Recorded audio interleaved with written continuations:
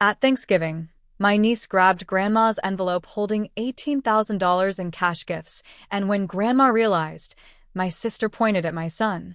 He was by her purse. Mom cut in. Stop fighting and hide it. Family doesn't call police. I didn't argue in front of everyone.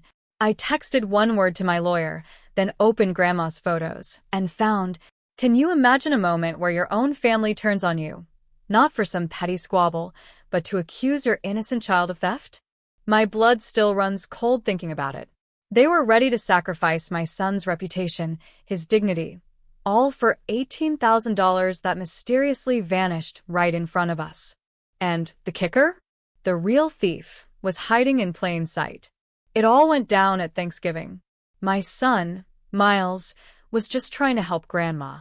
He was carefully tucking her knit shawl into her tote bag, his young hands being gentle around her arthritic ones. The bag was near her purse. That's when the accusation hit, heavy and ugly, like a turkey carcass slamming onto the table. Just empty his pockets, Kara, my niece, snapped. Let's be done with it. Miles, bless his heart, immediately put his hands out. He looked at me, a silent plea in his eyes, like a dog desperate to do the right trick, but unable to tell which one I wanted. Phone, house key, chapstick, a crumpled Kroger receipt, and $2.19 for gum. That was it. My mom, always the peacekeeper, started fussing with the cranberries. Daniel, she said, her voice strained, your son needs to show respect and cooperate. We don't need a scene. Respect goes both ways. I bit back the retort that my tone had been perfectly level. Kara just bulldozed over us. $18,000, she announced, as if Miles had conjured it out of thin air. Eli's thing is tonight. We don't have time for games. If it's gone, we'll cover it and move on. Daniel, you make steady money. You can settle with Mom after. That's the line that always sticks with me. The automatic assumption that I would cover it. The quiet peril. I've got anchors, too, just so you know this isn't some made-up story. At 2:28 p.m., I got a push notification from Capital One. My family card, the one I'd given Carl limited access to for emergencies a year ago, showed a declined attempt at gold nails and spa. $128. I locked that card down right then. At 3:14 p.m., Grandma's iPhone calendar pinged, blessing envelope after pie. And at 3:41 p.m., this is crucial, there was a live photo. It showed the mudroom bench, a white IKEA cubby, UGGs, Chelsea boots, and a green ribbon coiled on the floor like a dropped snake. I remember the exact moment I stopped being the quiet helper and became the quiet line drawer. It was when Carl looked at my kid like he was just a wallet with legs and said to my mom, "Take his backpack." Miles's jaw clenched. He swallowed hard. "I'm not stealing," he whispered, his voice barely audible. My mom sighed. That classic mom sigh meant to smooth things over. He's a teenager. Teenagers make dumb choices. We don't need to moralize. But the problem wasn't the money itself. The problem was the damning story they were already writing with my son's name on it. So, while everyone was still talking, I silently typed proceed to my lawyer. Not because I wanted to slap handcuffs on a niece, but because 2 weeks earlier, Grandma had added me to her checking account for online help. She'd also asked me to look into a paper that stops people from taking my money when I say no. We'd just started the gentle guardianship conversation. My lawyer, Mara, had given me golden advice. If there's a theft, document everything. Don't yell. Paper beats yelling. I'm not a yeller. I'm a paper guy. Kara started her tactics. Step 1. The social approach. Miles, honey, she cooed, her voice sickly sweet, as if I was the unreasonable one. Did you see a green envelope near Nana's bag? Sometimes teens panic. It's a lot of pressure with family watching. Miles just stared at the linoleum. I didn't touch it. Let's check his hoodie, she suggested to Mom, acting like I wasn't even there. I held up a hand. No one is checking my kid without cause, she retorted. The cause is $18,000. Step 2 was coercive. My brother-in-law, Matt, did his best man of the house shoulder roll. Let's just be practical. Put his stuff on the table. If it's not there, we apologize and move on. If it is, we fix it. No hard feelings. I shot back. Hard feelings start when you search a kid without cause. And it's illegal if he says no. My mom hissed, Daniel, stop being dramatic. Step 3. The money hook. If it's gone, Kara said, tapping her phone like a waiter presenting a bill, we'll need to replace it for Eli tonight. Otherwise, the whole point is ruined. You confront it, right? Your overtime kicked in. That text you sent Dad said December looks strong. I just stared at her. You read my text to Dad? He leaves his iPad unlocked, she explained. Chin up. Family doesn't have secrets. Mom chimed in, family doesn't call the police either. As if it were scripture. I didn't flinch. I just slowly slid my chair back, walked to the coffee bar, took Grandma's phone off the charger, and opened her photos. Grandma, you see, photographs everything. Groceries for price comparisons, pill bottles for doctor's questions, even stacks of cash to remember how the bills looked. She labels her albums like a librarian. Cash Gifts 2022, Cash Gifts 2023. And there it was. Green Ribbon 2024. She had photographed the envelope this morning, neatly lined up with her recipe cards. She'd accidentally taken a live photo the way you do when you hold the phone just a beat too long, and that little yellow box flashes. I pressed and held. The still image moved. The angle shifted, tilting towards the mudroom bench. The camera dipped, like Grandma had set the phone down for a second to fix her scarf. Then, Ava's jacket. And a hand. A mauve manicure, with a tiny star sticker on the right ring finger. I knew that manicure. Ava had gotten those done yesterday at Gold Nails. She'd asked me for a ride, and I told her to ask her mother. The hand slid the green-tied envelope from under the shawl, tucked it into the jacket liner, and smoothed the pocket. Then the camera swung back up and froze. 3 seconds. That's all a live photo gives you. Enough. I zoomed in on that tiny star sticker. It flashed when the hand flexed. A little silver 5-point. Ava, I said, my voice calm, almost too calm. Can you come here? She came, chin out, eyes wide, begging for leniency. What's up? She asked, a question she clearly didn't want answered. Show me your hands. She showed them. Move your gel star on the right ring finger. What? She said, smiling too fast. Everyone has stars. No, honey. Grandma's voice was thin but clear. I only saw yours at the salon. Kara lunged, physically stepping between us like a shield. Stop it, she snapped. You'll traumatize her over a misunderstanding. I tapped the phone and turned up the volume. You could hear it now. The crinkle of the ribbon. The soft swish of jacket nylon. That little exhale kids make when they're nervous. Play it, Grandma said.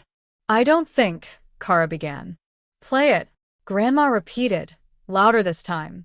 I did. And the room heard the sound of their story cracking. Step 4 was the spin. Okay, Kara said, too quickly.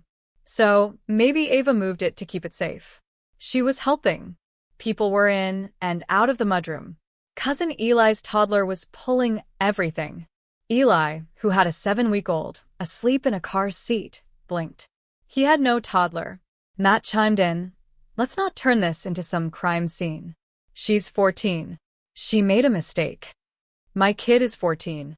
He was accused of a felony 5 minutes ago. I didn't say it out loud. I just looked at Miles. I watched him watching me. How I handled this would teach him something that would last longer than the pie. My mom started in that compromised voice of hers. All right, Ava dear. Go check your jacket. If the envelope is there, we'll say you panicked. And Daniel, you'll apologize to Kara for your tone.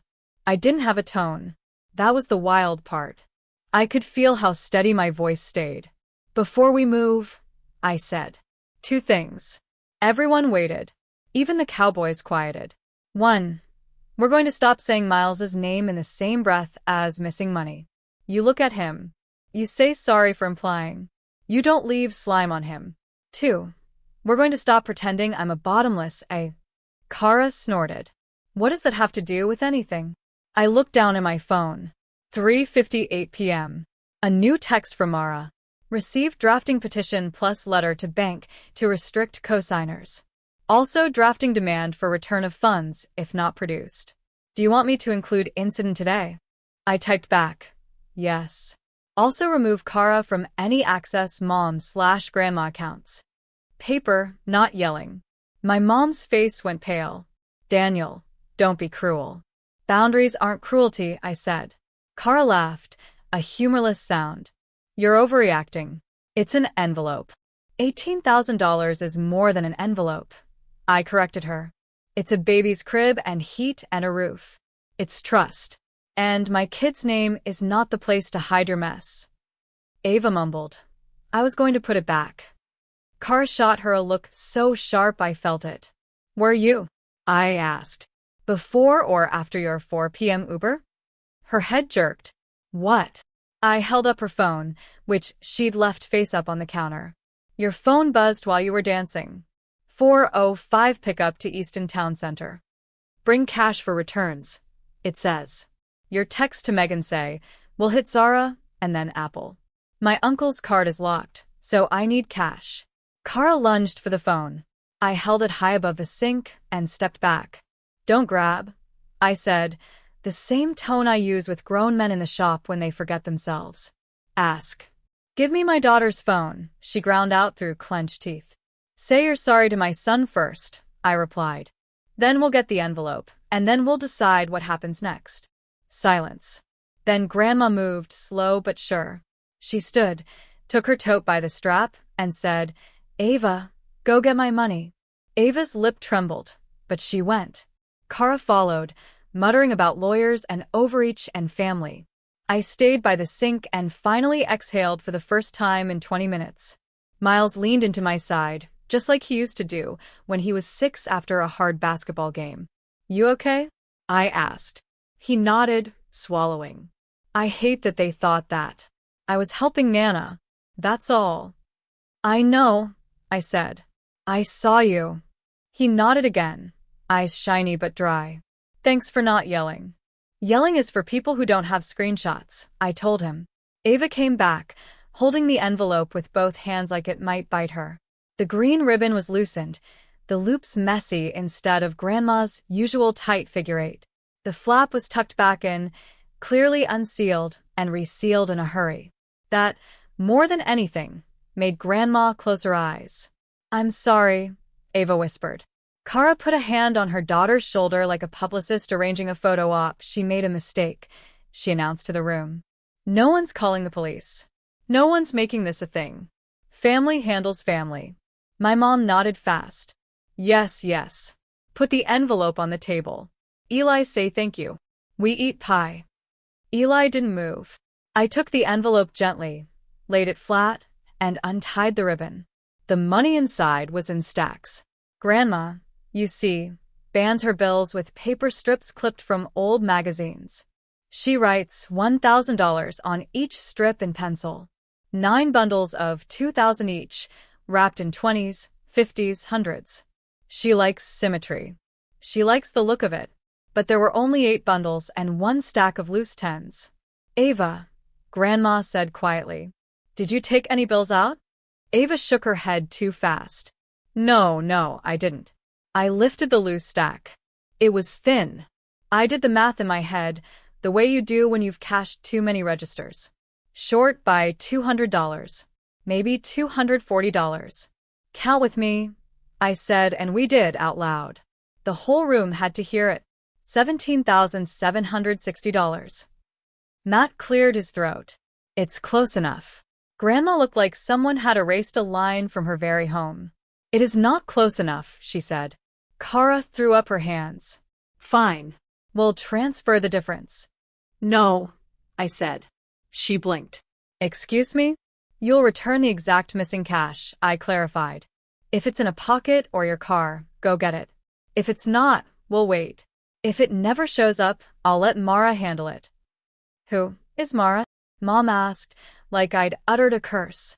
My lawyer, I said. Kara started. Oh, come on. I held up the phone and pressed the live photo again, this time louder.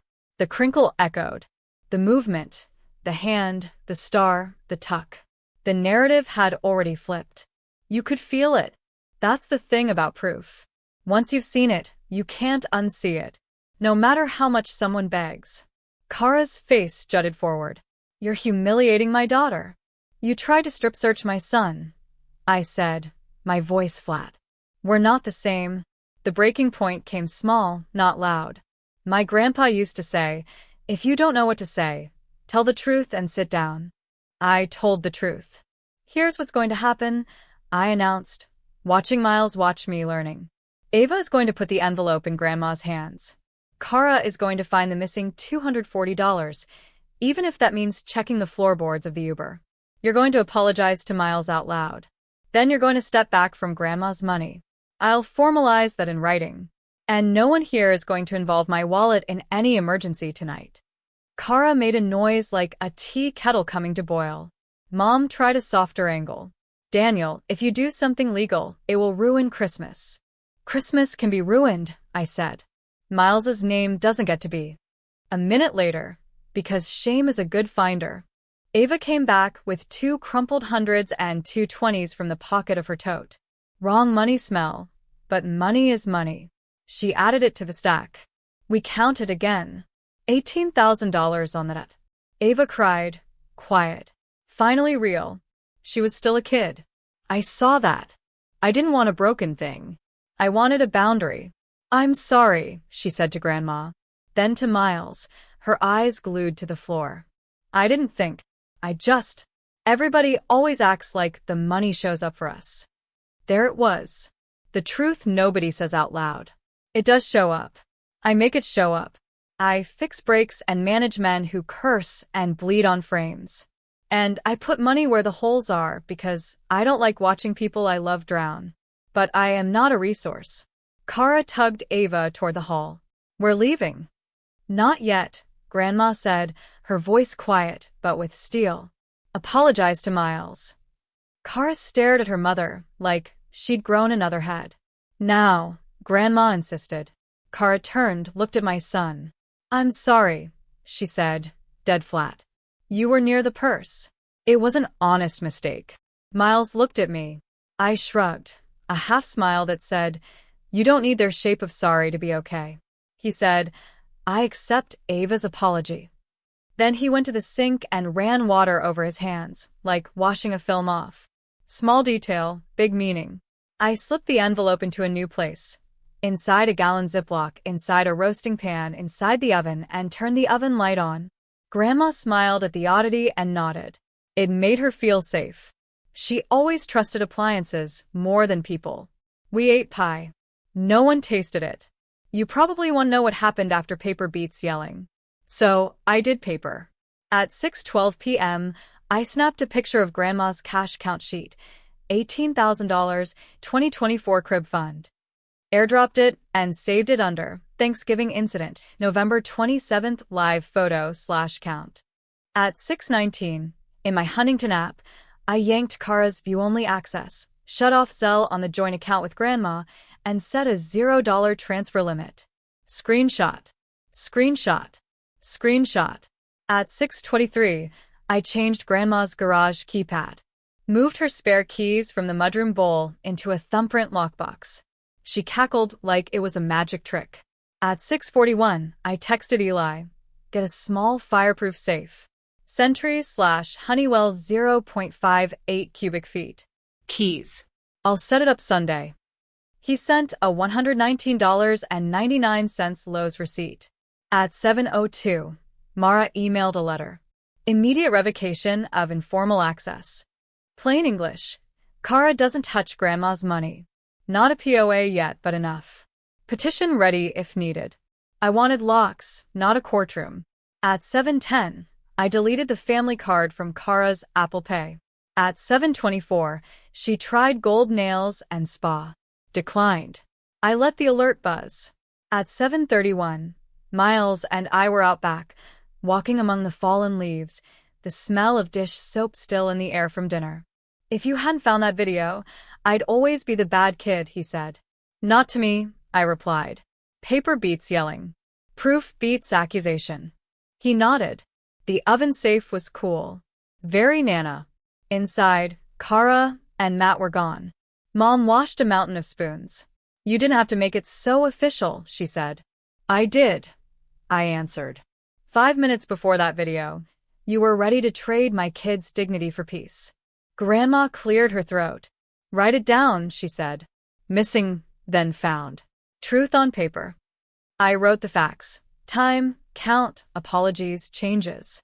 Filed it in a Nana Money folder next to her will, her $86.30 per month insurance receipt, and the safe receipt. Monday, 9:05 a.m. Kara called. You froze me out. Mom's hysterical. Ava's devastated. I'm done being a resource, I said. She was protecting Nana's money? Then why was $240 missing? Why did her Uber say, bring cash for returns? Silence. Then she's a child. Kara finally managed. So is my son, I said. But you pointed at him like a thief. Boundaries aren't drama. You don't touch Nana's money or my card. You don't read my texts. If you accuse my kid, bring a screenshot. She hung up. 10:12 a.m. Mom texted. Can we just move on? I sent. We will. With locks. That afternoon, I took Grandma to the bank. Patrice, with her sunflower pin, set up a gift fund savings that needs both our signatures. Future gifts will be cashier's checks. Grandma looked so relieved. I like the ribbon, she said. We'll still use ribbon, I promised. At home, I cut up the family emergency debit card. 6 pieces into different trash bags. Clean. Miles dropped his backpack. You really cut it up? He grinned. We really did. Tacos. We spent $23.48 at Los Squachos. A week later, at Sunday lunch, Kara tried again. Maybe we overreacted if people stop making lists. Lists aren't the problem, I said. Choices are. Ava looked at Miles. I'm really sorry. I know, he said, passing the salt. The family isn't fixed. The group chats are quiet. I'm off the hook for boutique emergencies. Grandma sleeps easier, the safe tucked under her quilts, the code on a recipe card for church cookies, because she's her. Kara sometimes texts regular things. How do I turn off live photo? No reply. Mechanic for math? I sent the shop number. Civil, not close. I told Miles we're skipping the big exchange. We bought a $39.99 pre-lit Target tree and a dumb ceramic taco ornament because the card-cutting night ended in tacos. He hung at dead center. This feels better. It does. Being the quiet helper didn't make me good. It made me available. Useful. Not the same.